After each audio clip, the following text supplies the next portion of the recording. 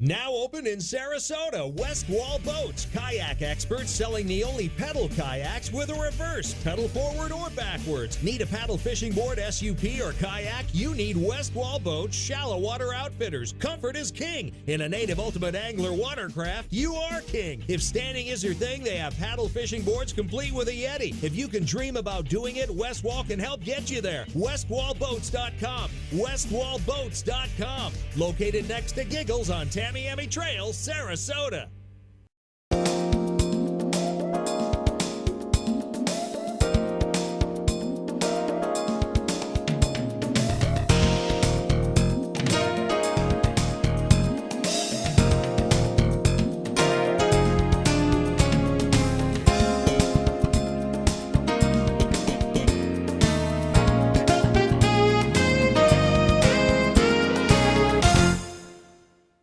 If the light doesn't go out, the fishing's good. We're back. Here we go again. Another week. Great fishing in Florida. Are you on? We are on. Oh, you bet. See, we got a little display here so we can check ourselves out. I gotcha. Nice. Just in case something goes. Just like the big wigs, you know, we got our own, desk cam here. Oh man, Wi-Fi, sci-fi, well, something like that. Anyway, fishing's great. I don't know about all that, but the fishing has been great, man. Snook, trout, reds. Everything. It's like the guy said to me today. I was just on a job site.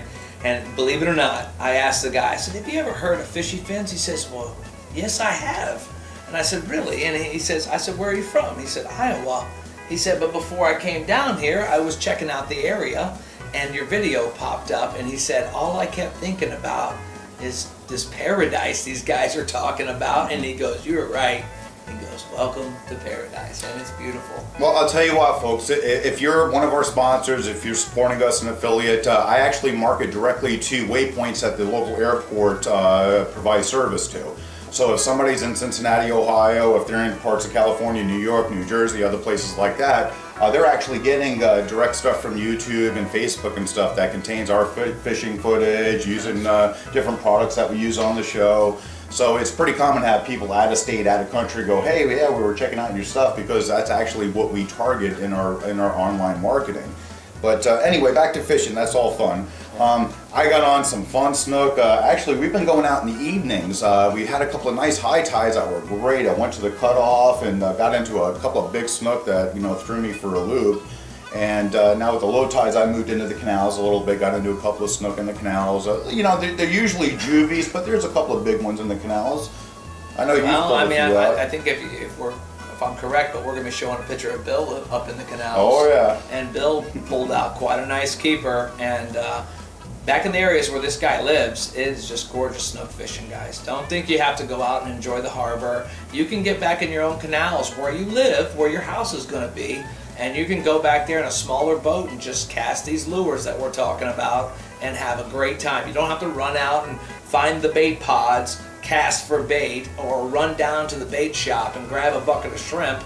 You can just pick up these lures we're talking about and bang, go out, half an hour, 45 minutes. You have a great time. The arms get tired. Well, I've been using the Daniels Deceivers top water, in the evenings. I love them. They're a great bait. They work fantastic. And you get to that point when you're at, about a half an hour before the sunset to about a half an hour after, top water lights up. And it's just a good time. I mean, even when we catch those really big jacks, it's still a great time fishing. You throw them back, but it's fun. But now you guys went out on the West Wall. I mean, I saw some video, big redfish you landed there, huh? Oh man, the fishing's good, guys. I mean, Frankie's not lying to you.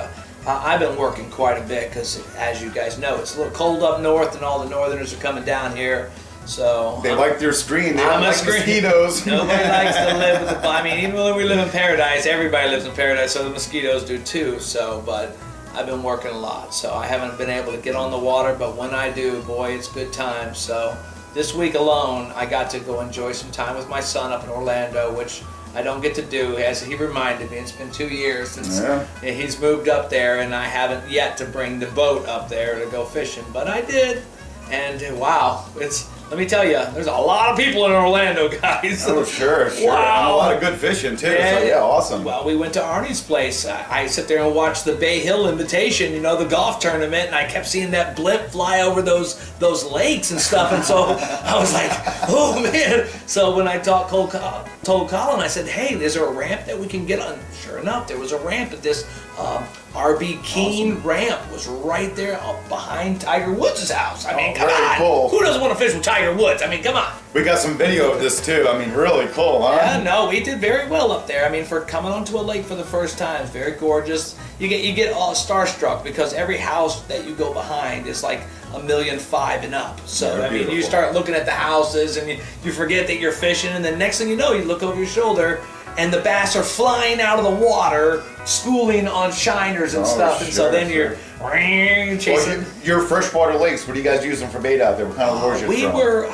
We were throwing some. Actually, what we were catching on were some Strike King crankbaits. I'm pretty sure. Oh, is that right? The Strike King that he crankbait? had a Strike King, like a bluegill type color. Right, the crankbait. shads, the little daubers. That's what we ended up catching mostly. I think it was square bills that we ended up in, and I was throwing a rattle trap type of bait. I can't exactly remember exactly what, but we had a fun time. I got to When spend. you can't remember, you're fishing a lot. Oh, so man, he's not working as much as he claims. When you bass fish, you tie on so many lures during the day. It's sort of like the aura of being a bass fisherman. You got to have like 18 rods with 14 different baits on them. Yep, And you know, you just when the bass hits, you pick up this rod and you try to match the presentation of whatever's happening. Oh, sure. Yeah, and I'll tell you what, it's hysterical. We're talking about, the bugs and everything. Keep it, Chris does screen installing aluminum cages. And we were out last night, me and Bridget are out fishing these local canals. And she goes, about what time does, that nighttime fishing turn on? I said, as soon as you start smacking mosquitoes and no seams, that's when the snooks start hitting. And so Exactly. It's about the same time, About the same time. Like we were talking about, you obviously know in my videos, I have a favorite lure that I fish with all the time. It's a Strike King jig. But in the midst of this fishing, going back to my bass heritage, when I see a blow up happen, instantly down goes the Strike King lure and up comes that Daniels deceiver, and I'm firing at it. And I'm trying to get, because let me tell you what, as much as everybody loves catching fish, everybody loves a blow up. Oh, yeah. Everybody loves that top water blow up, that explosion, that seeing the fish come up and just wow, you It's know. incredible. And top water action's always been my favorite. Even during the day, I mean, we talk about morning and evening fishing on top water. It doesn't mean that during the day fish won't hit top water. It's different fishings, it's different types of fish that'll do it. But just like the jig, with the Strike King electric chicken, I mean, during the day, and you get down in those holes, you need to get down low, you need to get down deep and fast. So you're presentation. It's all about your presentation. When the sun comes up, the fish go down.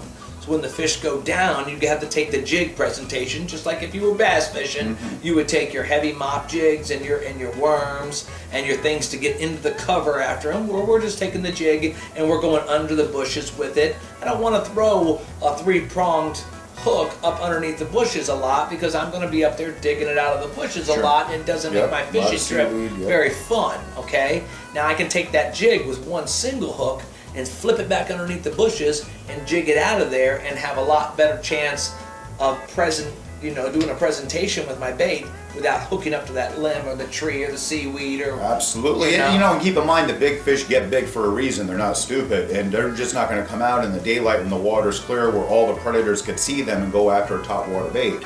They're the most exposed when they come out. When they come out to the surface, they're the most exposed to birds, to fish, the porpoises, shark, cobia, everything. So, if you don't get down to where they're hiding, they're not stupid. They're not going to leave their hiding to go out and get a quick meal. They're going to stay safe, so you got to get down to them. Now at night when it's dark and they have a lot of cover and they don't see that sheen above them, they'll come up and they'll go. The lower light. That's what we're talking about when we talk about these top water situation. Is when the light goes down a little bit, so it's harder for you to see, it's harder for them to see. They don't see all the dangers and they come out a little farther out looking for bait. They do. That's when they roll. When you can tell about that time at night, about 4:30, it starts to drop into that mode, and by the time 5:30 rolls around, it's game on. And by 6:30 time rolls around, like Bridget's talking about, you're smacking the mosquitoes off. And let me just tell you what, guys, every time you smack them, they tell their friends and more come back. Sure. So don't touch them, just act like they're not there, and they'll go away pretty soon. Hard to do. It's hard to do, but every time you smack them, you put off a pheromone that basically makes them attack that spot, more to that spot than there was before. funny. I was upriver with Bill one evening, you know, and it sounded like helicopters. He's like, "Did you hear that?" And I'm like, "What is that?" He says, "Those are mosquitoes coming up out of the mud. They're about to get us. You want to go?" I'm like, "Yeah, let's get out of here, buddy." That's the sound of the swamp. But all the fishing right now in Charlotte Harbor is great. The trout are still on. If you're working the flats, the outside of the flats. I know Chris said he got onto some nice snook on the outside. You're gonna see the videos that we're gonna show you in this segment, and guys, these fish are on. Oh, absolutely. And I want to say too now, when Bill, some of that video that I actually got the photos. I haven't gotten the video from Bill yet of the snook, but I'm pretty sure they were trolling Alligator Creek and Ponce de Leon when they got those. They actually weren't in Lewis Creek in that area. So the east wall. The video that's on there with him with that mangrove Yep, shirt? yep, No, that's right on the corner of his house. Well, I know he took that picture there. I know where he took the picture. I mean, that's for sure. No, I'm saying the video. I mean, the video, he took it. It's right there. Well, I know what you're talking about. Not that one. The other one. He has two of them. He has one where he's standing in his backyard, and then he has one where he took it in on the corner where that big seawall was. I'm just saying the video. You showed me the clip online, but yeah, no. Hey, we don't want to give away Bill's spot now. Hey, Bill's not too kind about that. He doesn't like you to know where his spot is. Actually, they've been definitely hitting the PGI areas, hitting the Ponce de Leon areas, Alligator Creek. You know, you get down to Burnstone Marina. Anywhere where the water's flowing on a normal basis, you're going to catch them. To me personally, I think Ponce de Leon is probably the biggest chance to catch a monster snook. Yeah. If you want to go out and experience one of those snook that's just boom, you know. There's a lot of them laying on the banks. There's a lot of big, because it's a big inlet. You got all those big boats coming in and out of there. So just think about it.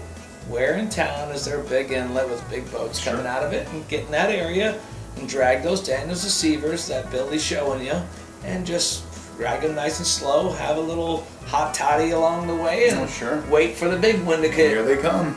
But yeah, it has been. It's been really a lot of fun, and my dog's going crazy for some reason. But it's been a lot of fun out here fishing. A lot of fish on. Chris has been doing great. I've been doing great. Canals, the West Wall, the Harbor Keys, all the lake systems. You just got to get out there and get your line in the water. I'll tell you what, there, guys.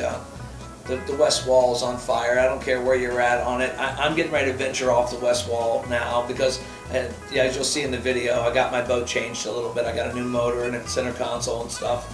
Makes it a little more comfortable for me to get in different places. But I'm going to venture out a little bit this year and show you guys a little bit of my old haunts back in the Bulls and Turtle Bay now that I got a little bit more distance with a little more comfort. So well, Bull Bay is sweet. I mean, the shoals outside of Bull Bay always produce big snook out there, huge snook. So I mean, that whole area, Turtle Bay, is beautiful. It is, and really big holes back there. So yeah, that'd be great. We'll get out there. And also, Paul, I'll tell you what, custom rods. I was showing Chris outside. He built us a custom prototype for fishy fins. The handmade rods that we're going to be selling at our website. Really had a great time with that thing. Strong rod, took a lot of the fight out of the fish, a lot of bending, a lot of play. That's what I like. I like a rod that matches your fish, so that way when the fish takes off, the rod absorbs that takeoff, and that way your line doesn't have to be so bulky. You know, you can use a 10-pound test line if your rod will play that fish. You know, you're using a real stiff rod and you got 10-pound test on, it's going to break as soon as that fish takes a run. Sure. But let me just add here one more thing so we don't really break off the fact. We talked about in our last segment how that Edgewater is going to be closed down for 2 years. Well, you know, I told you, I ended the segment a little bit on a hot note there. And I went to my commissioner and I asked him, I said, what can we do about it? He said, we're getting it done, guys. So in the near future, you guys are going to be able to travel down Midway, take that left onto Spring Lake Waterway, Lakeview, right? Lakeview, that runs right there in front of my wife's school, Meadow Park. You're going to take that right on down to the end. Right when you get to Edgewater at that area, you're going to be able to turn into that parking lot. Right there, it's a little Sunrise Park or something like that, and you're going to be able to go right on over to the ramp just like you used to. It's going to be open back up. Thanks, Chris. There you go. Right. Either way, here, man. It's just good, baby. We can't get that. That's awesome, man. I'm telling you what. It was crazy to shut that ramp down. I mean, they left a lot of too much money, and there's too many people. That area. I grew up in Sterling. Me and Frank were just talking about before we came online. I love that area. I could never leave the Spring Lake area and have a great fishing day every day, 5 days a week. I can go as far up to the library. Okay, guys. I can catch monster snook at the library. If you guys know what I'm talking about, Oh, yeah. you know what I'm talking about, okay? Yeah. You don't need a boat there because you can get out of your truck at the library and fish that area. And then you can come all the way down through there. There's a lot of places from land, you guys without boats, that you can step into the water and cast in there, because I grew up there doing it. I used to wade out with my rod in my mouth and get out to where I can make casts down the line. Bang! Nail them big snook and then drag them up on the bank and take them on home. It is. I mean, we went out last night. I landed 2 nice snook last night, and I at least had 4 or 5 on the line. A couple of nice jacks, and that's from the bridge at Spring Lake there, going right out to about where the beach is. Gorgeous. So yeah, I mean, all those waterways are a lot of fun. And fishing area. during the week, there's not too much traffic, so you can really enjoy it out there. And I also had got an inspection by the department. That was cool. On the way back to the beach, they pulled us over. Yes, it's checked the always good to get an inspection every now and then. Hey, they're on their toes, so what the heck? Hey, so everything came out good. You gotta talk to somebody who's catching fish, huh? I think they had a real nice tan, so they must have been out there a lot, so they were happy guys. That's it. But yeah, definitely, we're gonna wrap it up. You guys get out there, do some fishing, get some Daniels deceivers, get some Banks lures, get some impact lures, get some wiffle lures, get some razor baits. Get out there and do something. I mean, you got to get out there and go fishing. I think They you all guys work. just really need to get some time and go fishing. That's what you need to get some right now, because it's all good out there. It's warming up, the water's warming up, the fish is lighting up. All these regulations on the reds and the snook are producing some huge fish out there now. I tell you, the snook are getting big, guys. I really, like I was telling Frank, I spotted a couple real monsters out there. I while we were lost out a there. huge one in the cutoff. It was definitely would have been a personal best, but oh man, I almost cried. It was a big one. But I'm going back and Hey, they're that's waiting. what fishing's about, guys. I mean, you don't always get to take the big one home, but you always get to take that memory home, Right? you know? It's not always called catching, it's called fishing. All right, well, We're going to wrap it up, folks. We'll see you in about a week or 2. Get out there and go fishing. go fishing. See ya.